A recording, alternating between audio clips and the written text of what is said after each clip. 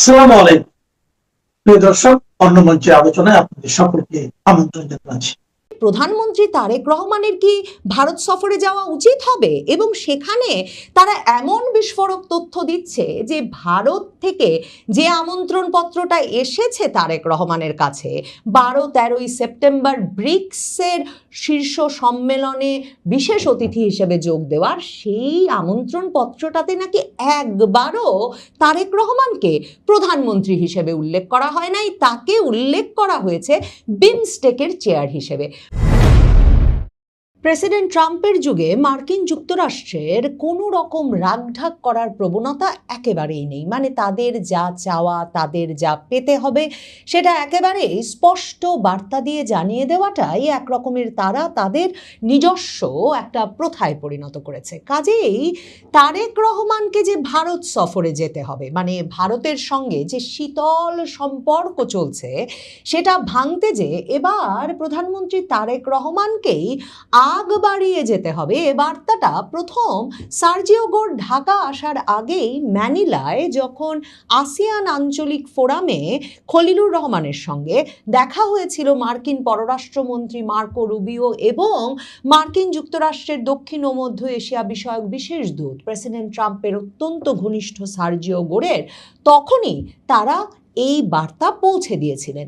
ম্যানিলায় মার্কিন যুক্তরাষ্ট্রের তরফে পররাষ্ট্রমন্ত্রী খলিলুর রহমানকে জানিয়ে দেওয়া হয়েছিল যে খুব শিগগিরই ভারত সফরের বিষয়ে উদ্যোগী হতে হবে বাংলাদেশকে, এবং বাংলাদেশকেই উদ্যোগ নিয়ে ভারতকে মার্কিন যুক্তরাষ্ট্র ইন্দো প্রশান্ত মহাসাগরীয় অঞ্চলে, এই বঙ্গোপসাগর অঞ্চলে সবচেয়ে গুরুত্বপূর্ণ কৌশলগত অংশীদার বলে মনে করে, সেই ভারতের সঙ্গে বাংলাদেশকে সম্পর্ক উন্নয়নে এগিয়ে যেতে হবে। এবং তার পরপরই দেখবেন 22 জুলাই ওই বৈঠক হলো ম্যানিলায় পররাষ্ট্রমন্ত্রী খলিলুর সঙ্গে পররাষ্ট্রমন্ত্রী মার্কো রুবিওর।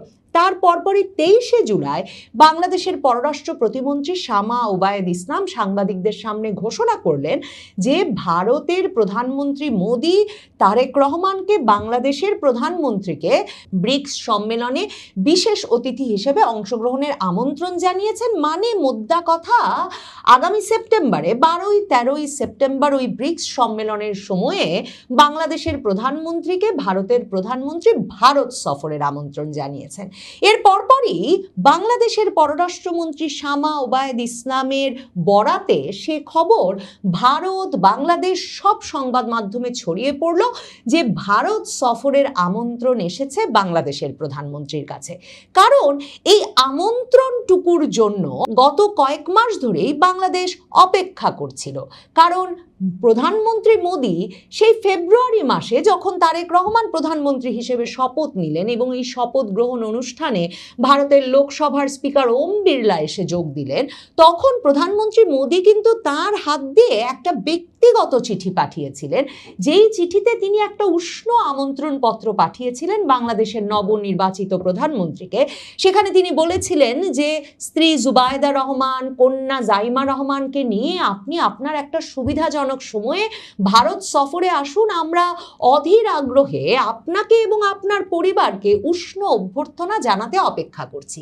কিন্তু তখন তো তারেক রহমানকে একটা অন্যরকম প্রধানমন্ত্রী চরিত্রে দেখবার প্রত্যাশা ছিল ভারতের প্রধানমন্ত্রী, মানে ভারত সরকারের। কারণ ভারত যুক্তরাষ্ট্রের সমর্থন এবং এক রকমের উৎসাহিত তারেক রহমানের ডিসেম্বরে দেশে ফিরতে পারা এবং তারপর জামায়াতে ইসলামী জাতীয় নাগরিক পার্টি ইউনূস সরকারের দাপট উতরে একটা নির্বাচনের মাধ্যমে ক্ষমতায় আসতে পারা। তখন থেকেই অনেকেই বিশ্লেষক, যারা ভারতে আন্তর্জাতিক বিশ্লেষক, ভারতের বিশ্লেষক, বাংলাদেশের অনেক বিশ্লেষকও বারবার মনে করাচ্ছিলেন ভারত সরকারকে যে প্রধানমন্ত্রী মোদি এবং ভারত সরকার একটু আগে আগে বেশি উৎসাহ দেখাচ্ছে কিনা তারেক রহমানকে, এবং বেশি এক রকমের আবেগ দেখিয়ে ফেলছেন কিনা, বেশি প্রত্যাশা করছেন কিনা যে তারেক রহমান একটা ভারতের বন্ধু প্রধানমন্ত্রী হয়ে উঠবেন বা ভারতের বন্ধু সরকার গঠন করবেন বাংলাদেশে, এই প্রত্যাশাটা কতটা যুক্তিযুক্ত? কারণ এই তারেক রহমানের সময়েই তো মানে তার মা খালেদা জিয়া তখন প্রধানমন্ত্রী, কিন্তু এই তারেক রহমানের এক রকমের ভীষণ রকমের সংশ্লিষ্টতায় যে ভারতের বিচ্ছিন্নতাবাদীদের জন্য বাংলাদেশে 10 ট্রাক অস্ত্র ঢুকতে পেরেছিল বাংলাদেশের প্রশাসনের সর্বাত্মক সহযোগিতায়, ভারত সরকার সেটা ভুলে যাচ্ছিল কি করে? এসব মনে করানো হচ্ছিল বটে, কিন্তু জামায়াতে ইসলামী, জাতীয় নাগরিক পার্টি এবং এই যে একটা তরুণ দল বাংলাদেশে তৈরি হয়েছে যারা কথায় কথায় 7 সিস্টার্স ছিনিয়ে আনার কথা বলে, ভারতের বিরুদ্ধে 50 লাখ তরুণ তৈরি আছে গাজওয়াতুল হিন্দের জন্য এসব হুমকি দেয়, তাদের এক রকমের দাপটের মুখে ভারতের তারেক রহমানের উপর ভরসা করা ছাড়া আওয়ামী লীগের অনুপস্থিতিতে বাংলাদেশে কোনো উপায় ছিল না। কিন্তু এই তারেক রহমান ক্ষমতায় এসেই তিনি কিনা আওয়ামী লীগের উপর যে নিষেধাজ্ঞা, মানে ভারতের প্রধানত যেই দাবিগুলো, যেই আলাপ আলোচনা দর কষাকষিগুলো ছিল নতুন প্রধানমন্ত্রীর সঙ্গে, তার একটা ছিল বাংলাদেশে অন্তর্ভুক্তিমূলক রাজনীতির পরিবেশ তৈরি করতে হবে এবং ভারত বিদ্বেষী যে রাজনীতির উত্থান ঘটেছে সেটাকে নিরুৎসাহিত করতে হবে। কিন্তু তারেক রহমান ক্ষমতায় এসেই এই যে সাজানো গোছানো সংসদ গড়ে বসেছেন, সেখানে কিনা ইউনূস সরকার একটা যে প্রজ্ঞাপনের মাধ্যমে আওয়ামী লীগের রাজনৈতিক কার্যক্রম নিষিদ্ধ করে দিয়েছিল, সেই রাজনৈতিক কার্যক্রম নিষিদ্ধ করা প্রজ্ঞাপনটিকে রীতিমতো আইনে পরিণত করলেন। এরপর থেকে ভারত সরকার, বিশেষভাবে ভারতের জাতীয় নিরাপত্তা উপদেষ্টা অজিত দোভাল, যিনি কিনা ভারতে এখন ভারত বাংলাদেশ সম্পর্কটাকে যখন 2024-এর 5ই আগস্টের পর থেকে নিরাপত্তার লেন্সে দেখার সিদ্ধান্ত হয়েছে প্রধানমন্ত্রীর দফতর থেকে এবং নিরাপত্তা উপদেষ্টা অজিত দোভালের নেতৃত্বে এই দুই দেশের সম্পর্কের বিষয়ে ভারত সিদ্ধান্ত নেয়, তখন থেকে ভারতের জাতীয় নিরাপত্তা উপদেষ্টা অজিত দোভাল, ভারতের প্রধানমন্ত্রী নরেন্দ্র মোদী, ভারতের পররাষ্ট্রমন্ত্রী এস জয়শঙ্কর সহ ভারত সরকার একটা অবস্থান নেয় যে এই আবেগ, মানে নবনির্বাচিত প্রধানমন্ত্রী তারেক রহমান বিষয়ে সাবধান হয়ে এগোতে হবে, বেশি আবেগ দেখানোর সুযোগ নাই এবং তাকে উচ্ছ্বসিত হয়ে ভারতে আমন্ত্রণ জানিয়ে একটা বিরাট সম্বর্ধনা দেওয়া এবং তারপর তার ভারত বিরোধিতার রাজনীতির জবাব দিতে ভারতের ভেতরেই এক রকমের অস্বস্তিতে পড়বার কোনো রকম সুযোগ সৃষ্টি ভারতের সরকারের উচিত হবে না। এই অবস্থায় ভারত সরকার এরপর থেকে কিন্তু আর মুখ খুলে নাই তারেক রহমানের ভারত সফর বিষয়ে। এমনকি খলিলুর রহমান যখন এপ্রিলে ভারত সফরে গেলেন, তখন কথা ছিল, সব সংবাদ মাধ্যমে খবর এসেছিল যে পররাষ্ট্রমন্ত্রী খলিল ভারত গিয়ে ভারতের পররাষ্ট্রমন্ত্রী জয়শঙ্করের সঙ্গে বাংলাদেশের প্রধানমন্ত্রীর ভারত সফরের বিষয়টা আলোচনা করবেন, এক রকমের চূড়ান্ত করে আসবেন। কিন্তু তিনি ফিরে এলেন, কোনো রকম দ্বিপাক্ষিক যৌথ বিবৃতি এলো না যে দু দেশের কি আলাপ হয়েছে, এবং ভারত তারেক রহমানকে আনুষ্ঠানিকভাবে প্রধানমন্ত্রী হিসেবে ভারত সফরের আমন্ত্রণ জানিয়েছেন এমন কোনো কথাও এলো না। এদিকে তারেক রহমানের মধ্যে একরকম ভারত থেকেও কোনো সাড়াও পান নাই, অন্যদিকে তিনি যেহেতু ভারত বিরোধিতার রাজনীতিটাই জিইয়ে রাখতে চান বাংলাদেশে এবং সেই রাজনীতির পুরোপুরি এক রকমের সমর্থন এবং ফায়দা চান, কাজেই তিনি চীন ঘুরতে চলে গেলেন।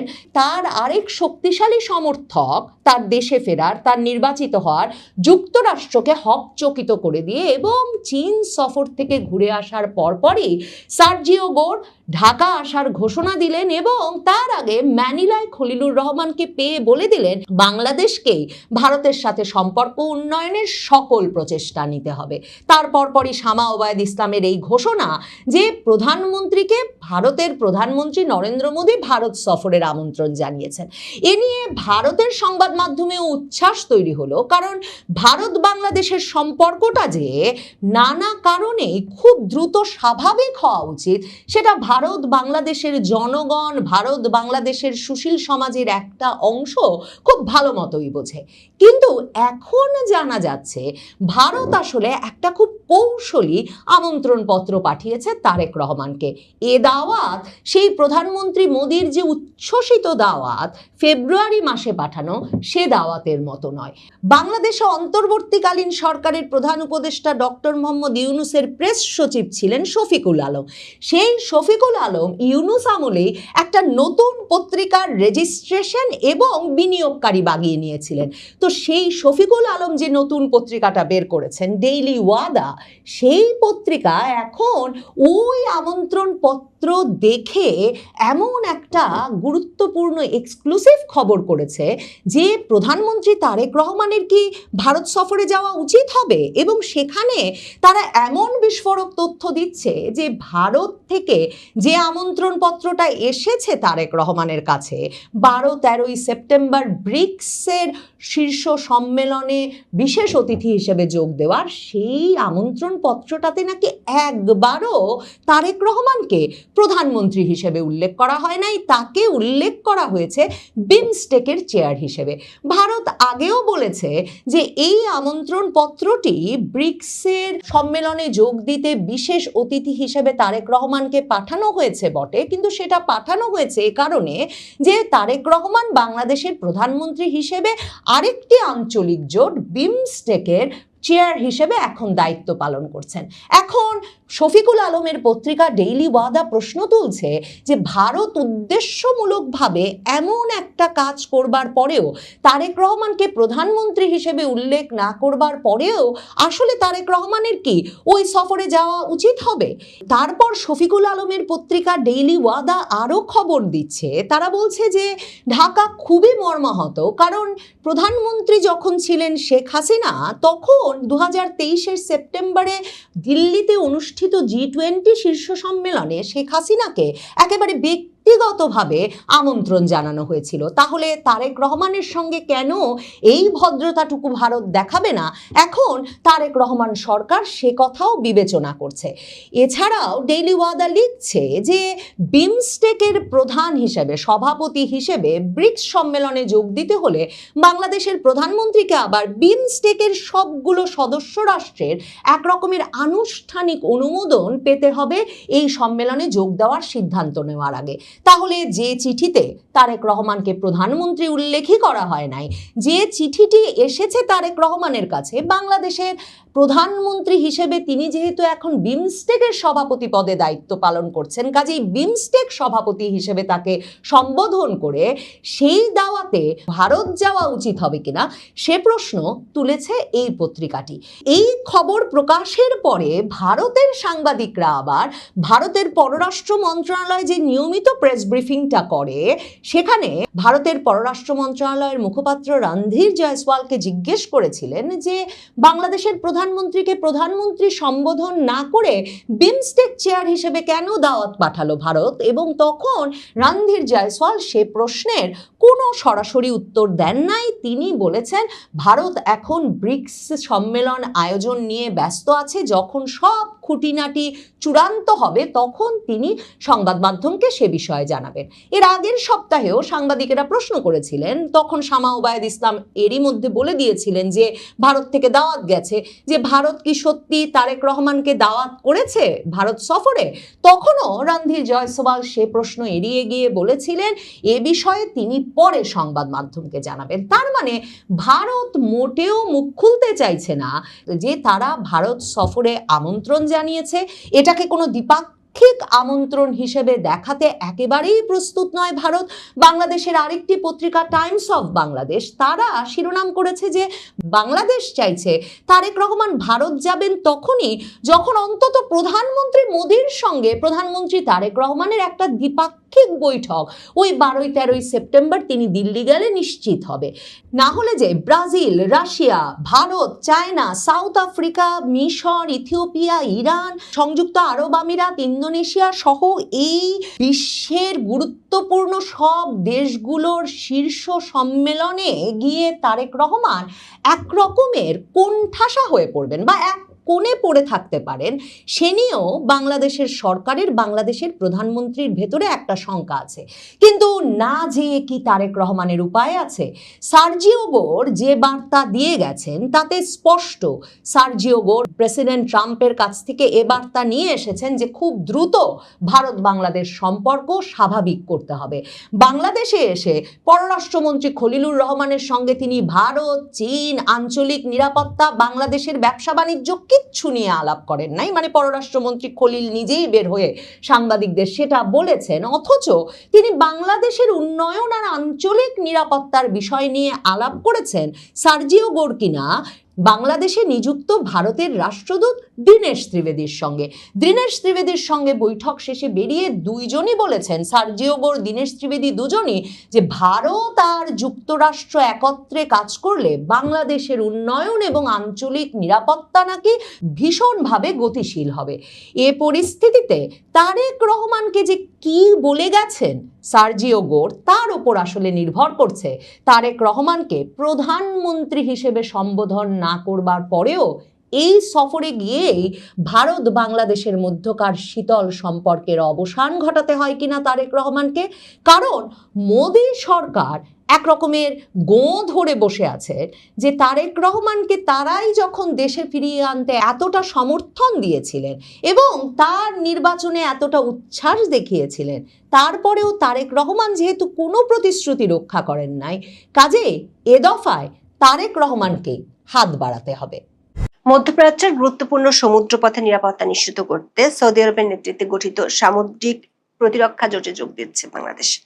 বাব এল মানদেব প্রণালী, লোহিত সাগর এবং ইডেন উপসাগরে বাণিজ্যিক জাহাজের অবাধ চলাচল নিশ্চিত করতে এই আন্তর্জাতিক নৌ সামরিক জোটে থাকছে মোট 14টি দেশ। যদিও সৌদি সরকারের পক্ষ থেকে দাবি করা হচ্ছে এই জোট কোনো বিশেষ দেশ বা গোষ্ঠীর বিরুদ্ধে নয়, কিন্তু মধ্যপ্রাচ্যের বর্তমান বাস্তবতায় এটি পরিষ্কার। হরমুজকে মুক্ত করতে না পারায় বিশ্বের আরেক গুরুত্বপূর্ণ সমুদ্রপথ বাব আল মানদেব প্রণালীতে ইরান ও হুতিদের প্রভাব ঠেকাতে নিরুপায় হয়ে সৌদি আরব এই জোট করতে যাচ্ছে। সে কারণে প্রশ্ন উঠেছে, সবার সঙ্গে বন্ধুত্ব, কারোর সঙ্গে শত্রুতা নয়, এই নীতিতে বিশ্বাসী বাংলাদেশকে এবার ইরান বিরোধী জোটে ঢুকে পড়লো। প্রশ্ন উঠেছে, যেখানে সৌদি আরব দাওয়াত দিয়েছিল 51টি দেশকে, বৈঠকে উপস্থিত ছিল 43টি, আর জোট গঠনের সম্মত হয়েছে মাত্র 14টি, সেখানে এই জোটে কেন বাংলাদেশ নিজের নাম লেখালো? উল্লেখ করার মতো বিষয় হলো, উপসাগরীয় সহযোগিতা পরিষদের দুই গুরুত্বপূর্ণ প্রতিবেশী দেশ সংযুক্ত আরব আমিরাত এবং ওমান এই জোটে যোগ দেয়নি। একই সাথে এশিয়ার দুই অর্থনৈতিক পরাশক্তি ভারত ও চীন কিংবা বিশ্ব শক্তি যুক্তরাষ্ট্র ও ইউরোপীয় ইউনিয়নের দেশগুলো সরাসরি এই যৌথ বিবৃতিতে প্রাথমিক সদস্য হিসেবে নাম লেখায়নি। বিশ্ব রাজনীতিতে অনেক প্রভাবশালী দেশ যেখানে দূরত্ব বজায় রেখেছে বা পর্যবেক্ষণ পর্যায়ে অবস্থান করছে, সেখানে বাংলাদেশ কেন তড়িঘড়ি করে এই জোটে স্বাক্ষর করলো, সে প্রশ্ন বড় হয়ে দেখা দিয়েছে। আর ইতিমধ্যে হুতিরা হুমকি দিয়েও রেখেছে। এমন অবস্থায় আশঙ্কার বিষয় হলো, এর ফলে ইউরোপে বাংলাদেশের পোশাক রপ্তানি খাত কি নতুন করে রাজনৈতিক বা সামরিক কোনো বিপদের মুখোমুখি হবে? বিস্তারিত জানতে চলুন যাওয়া যাক বিশ্লেষণে।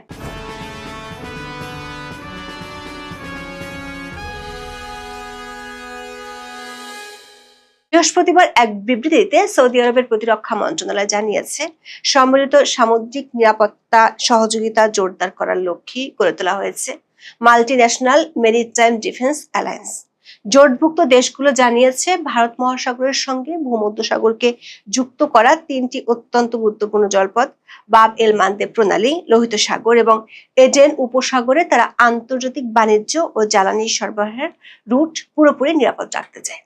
যুক্তরাষ্ট্র ও ইরানের সংঘাত যখন হরমুজ প্রণালীকে কেন্দ্র করে চরম আকার নিয়েছে, ঠিক তখনই এলো এই যৌথ পদক্ষেপ।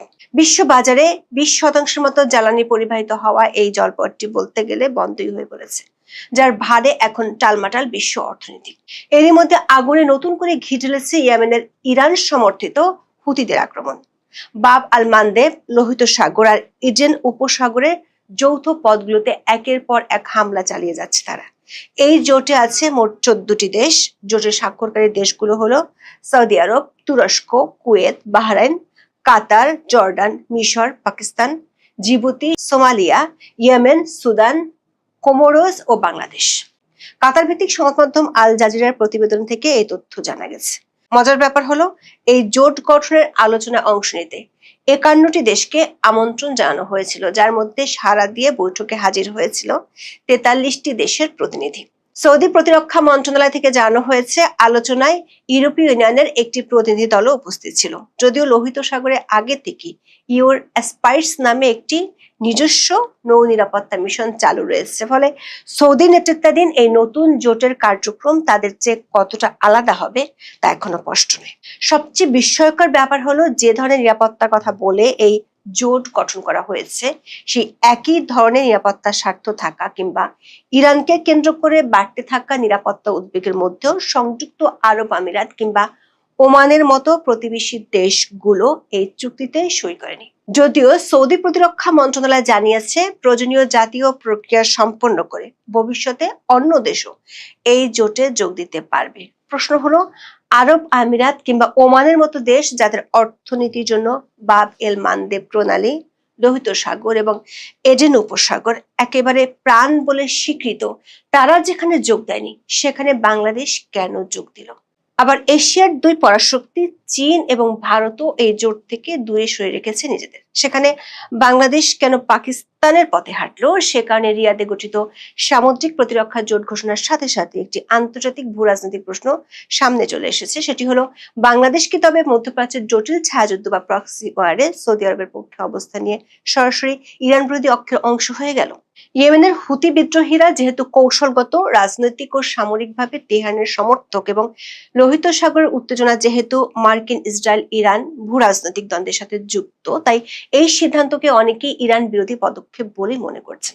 প্রথম আলোর এক প্রতিবেদনে বলা হয়েছে, 1 মাসেরও বেশি সময় ধরে জোটের প্রস্তাব নিয়ে সৌদি আরব বাংলাদেশের সাথে আলোচনা করেছে। সৌদি প্রস্তাব নিয়ে পর্যালোচনার পর বাংলাদেশ সিদ্ধান্ত নিয়েছে। যদিও দৈনিক সমকালের প্রতিবেদনে বলা হয়েছে, জোটে বাংলাদেশের অংশগ্রহণ নিয়ে সরকারের পক্ষ থেকে শুক্রবার সন্ধ্যা 6:30 পর্যন্ত আনুষ্ঠানিক ঘোষণার তথ্য জানা যায়নি। তবে এর আগে বাংলাদেশ সরকার সৌদি আরবের বিরুদ্ধে হুতিদের নৌ অবরোধ ঘোষণার তীব্র নিন্দা জানিয়েছে। গত সপ্তাহে ইয়েমেনের হুতি বিদ্রোহীরা সৌদি আরবের উপর এক ধরনের সামুদ্রিক অবরোধের ঘোষণা দেয়, যার ফলে লোহিত সাগরে ঘুরিয়ে দেওয়া সৌদি তেলবাহী জাহাজগুলোর চলাচল মারাত্মক বিঘ্নিত হয়। গত ফেব্রুয়ারির শেষ ভাগে ইরান যুদ্ধ শুরু হওয়া এবং হরমুজ প্রণালী কার্যত অবরুদ্ধ হয়ে পড়ার পর থেকে সৌদি আরব অবশ্য ইস্ট ওয়েস্ট পাইপলাইনের সাহায্যে নিজেদের অধিকাংশ তেল রপ্তানি সচল করতে পেরেছে। এই পাইপলাইনটি দেশের পূর্বাঞ্চলের তেল শোধনাগারগুলোকে লোহিত সাগর উপকূলের ইয়ানবু টার্মিনালের সঙ্গে যুক্ত করেছে। কিন্তু সমস্যা হলো, সৌদি রপ্তানি জাহাজগুলোকে শেষ পর্যন্ত বাব আল মানদেব প্রণালী অতিক্রম করতেই হয়। এরিট্রিয়া, জিবুতি ও ইয়েমেনের মাঝখানে অবস্থান এই সংকীর্ণ পানিপথের। ইয়েমেনের যে অংশটি এই প্রণালীর মুখোমুখি, তার নিয়ন্ত্রণ হুতিদের হাতে। আর এটাই লোহিত সাগরে যে কোনো জাহাজে আঘাত হানার ক্ষেত্রে তাদের এক বাড়তি কৌশলগত সুবিধা এনে দিয়েছে। বিশ্বের মোট সামুদ্রিক বাণিজ্যের 10 থেকে 12% সম্পন্ন হয় এই প্রণালী দিয়ে, যার মধ্যে প্রতিদিন কয়েক মিলিয়ন ব্যারেল অপরিশোধিত তেল রয়েছে। এছাড়া লোহিত সাগরের প্রবেশ ও বের হওয়ার মাত্র 2টি পথের এটি একটি, অন্যটি সুয়েজ খাল। সবচেয়ে সরু পয়েন্টে বাব আল মানদেব মাত্র 29 কিলোমিটার চওড়া, ফলে জাহাজ চলাচলের জন্য মাত্র 2টি সরু পথ উন্মুক্ত থাকে। কাজেই এই অঞ্চলে সামান্য বিশৃঙ্খলা ও বিশ্বজুড়ে নতুন করে জ্বালানি সংকটের আগুন জ্বালিয়ে দিতে পারে। যদিও সৌদি প্রতিরক্ষা মন্ত্রণালয় প্রকাশিত নতুন জোটের প্রতিষ্ঠাতা আদেশ ও আইনি সনদে উল্লেখ করা হয়েছে, এই জোট কোনো নির্দিষ্ট রাষ্ট্র, সরকার বা আন্তর্জাতিক গোষ্ঠীর বিরুদ্ধে পরিচালিত নয় এবং এটি আন্তর্জাতিক সামুদ্রিক আইন মেনে কাজ করবে। জোটের মূল দায়িত্ব হলো তথ্য আদান প্রদান, নৌ মহড়া, সমুদ্রপথে জলদস্যুতা বা সশস্ত্র সন্ত্রাসী হামলা প্রতিরোধ এবং দুর্যোগে সাড়া দেওয়া।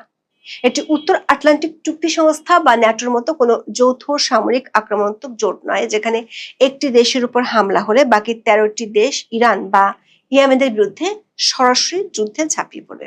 কিন্তু মধ্যপ্রাচ্যের বর্তমান বাস্তবতায়, বিশ্ব রাজনীতিতে বাস্তবতা একেবারে ভিন্ন। বাংলাদেশে এই জোটে যোগ দেওয়ার পেছনে যারা মত দিচ্ছেন, তাদের সবচেয়ে বড় যুক্তিটি হলো, সৌদির চাপে প্রবাসী শ্রমিক আর রেমিটেন্স হারানোর ভয়ে বাংলাদেশ এই জোটে যোগ দিয়েছে।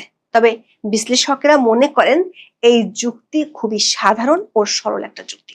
সৌদি আরবে নিবন্ধিত ভারতীয় প্রবাসীর সংখ্যা 15 থেকে 35 লক্ষের মধ্যে, যা বহু বছর ধরে বাংলাদেশি প্রবাসীদের তুলনায় বেশি। তাছাড়া সৌদি আরব থেকে ভারতের বার্ষিক রেমিটেন্স আসার পরিমাণ প্রায় 10 থেকে 12 বিলিয়ন ডলার। যদি কেবল প্রবাসীদের তাড়িয়ে দেওয়া বা রেমিটেন্সের চাপ সৃষ্টি করে সামরিক জোটে সই করানো রিয়াদের মূল কৌশল হতো, তবে ভারতের উপর সবচেয়ে বেশি চাপ প্রয়োগ হওয়ার কথা ছিল। সৌদি সরকার অতীতে কখনোই সামরিক সিদ্ধান্ত না মানার কারণে কোনো দেশের লাখ লাখ শ্রমিক একেবারে ডিপোর্ট বা ফেরত পাঠায়নি। সামুদ্রিক প্রতিরক্ষা জোটে যোগ দেওয়ার পর সবচেয়ে গুরুতর যে কূটনৈতিক ও অর্থনৈতিক আলোচনাটি হচ্ছে সেটি হলো এই প্রতিরক্ষা পদক্ষেপে অংশ নেওয়ার পর কি বাংলাদেশের জ্বালানি তেল এলএনজি সরবরাহ ব্যাহত হবে এবং ইউরোপে বাংলাদেশের মূল পোশাক রপ্তানি খাত কি নতুন করে রাজনৈতিক বা সামরিক কোনো বিপদের মুখোমুখি হবে। বাংলাদেশের জিডিপি এবং বৈদেশিক মুদ্রা অর্জনের প্রধান চালিকা শক্তি হলো পোশাক শিল্প। বাংলাদেশ প্রতি বছর ইউরোপীয় ইউনিয়নে এবং উত্তর আমেরিকায় যে বিলিয়ন বিলিয়ন ডলারের পোশাক পাঠায় তার একটি বিশাল অংশ চট্টগ্রাম বন্দর থেকে প্রথমে সিঙ্গাপুর, কলম্বো বা মালয়েশিয়ার পোর্ট ক্লাংয়ে যায় এবং সেখান থেকে মাদার ভেসেলে করে বাবেল মানদেব প্রণালী ও সুয়েজ খাল হয়ে ইউরোপীয় বন্দরে পৌঁছায়। হুথিদের আক্রমণের কারণে লোহিত সাগর অনিরাপদ হয়ে পড়লে সমুদ্রগামী জাহাজগুলো সুয়েজ খাল এড়িয়ে আফ্রিকার সর্বদক্ষিণের কেপ অফ গুড হোপ বা উত্তমাশা অন্তরীপ ঘুরে ইউরোপে যেতে বাধ্য হয়। এর ফলে জাহাজগুলোকে অতিরিক্ত প্রায় 3500 থেকে 4000 কিলোমিটার পথ বাড়তি পাড়ি দিতে হয় এবং যাতায়াতে 10 থেকে 20 দিন অতিরিক্ত সময় লাগে। ফ্যাশন পণ্যের ক্ষেত্রে 10 থেকে 20 দিনের বিলম্ব একটি বিশাল বাণিজ্যিক বিপর্যয়, কিন্তু এখনো পর্যন্ত হুথিরা কখনোই বাংলাদেশি জাহাজে আক্রমণ করেনি। ইরান ও হুথিদের কাছে এই ধরনের বহুজাতিক সামরিক জোট তাদের কৌশলগত চাপ সৃষ্টিকারী ব্যবস্থার বিরুদ্ধে গঠিত সরাসরি একটি সৌদি সমর্থিত প্রক্সি সামরিক কক্ষ। আন্তর্জাতিক জলসীমায় বাবেল মানদেব প্রণালী অবরুদ্ধ করার মাধ্যমে হুথিরা আঞ্চলিক সংঘাতের ব্যয় বাড়াতে চায়। বৃহস্পতিবার জোটের ঘোষণা আসার কয়েক ঘন্টা আগে হুতির পক্ষ থেকে প্রতিক্রিয়া দেখানো হয়েছিল। ইউরোনিউজের প্রতিবেদন অনুযায়ী হুতি নেতা আব্দুল মালিক আল হুতি সৌদি আরবকে উদ্দেশ্য করে সর্বাত্মক প্রতিক্রিয়ার হুঁশিয়ারি দিয়েছেন। ফলে এই জোটে স্বাক্ষর করার মাধ্যমে বাংলাদেশও তেহরান এবং হুতিদের সামরিক পর্যবেক্ষণের আওতায় চলে এসেছে কিনা সে প্রশ্ন উঠেছে।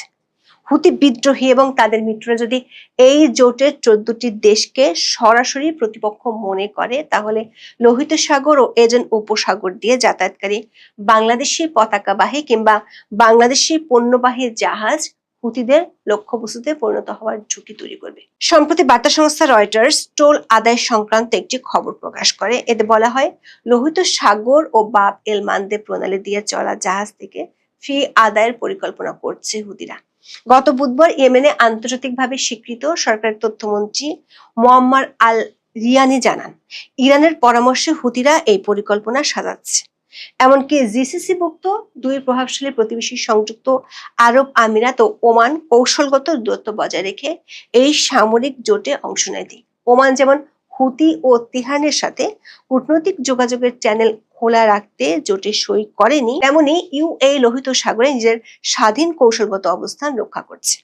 বিশ্লেষকরা প্রশ্ন তুলছেন, আঞ্চলিক পরাশক্তিগুলো যেখানে নিজেদের নিরপেক্ষ রেখে নিরাপত্তার ঝুঁকি এড়াচ্ছে, সেখানে দক্ষিণ এশিয়ার একটি দেশের পক্ষে এই যুদ্ধে নিজেকে জড়ানো দূরদর্শী সিদ্ধান্ত নাও হতে পারে।